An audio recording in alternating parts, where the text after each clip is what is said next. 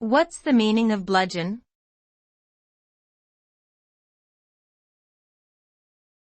Bludgeon.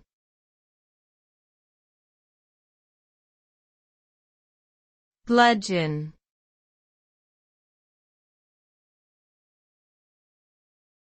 Bludgeon.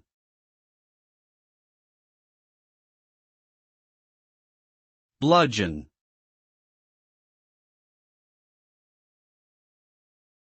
The word bludgeon can have both literal and figurative meanings. Literally, it refers to a short, heavy club used as a weapon. Figuratively, it can refer to the act of using force, coercion, or intimidation to achieve a desired outcome. The term can also be used to describe a harsh and heavy-handed approach to dealing with a problem or situation.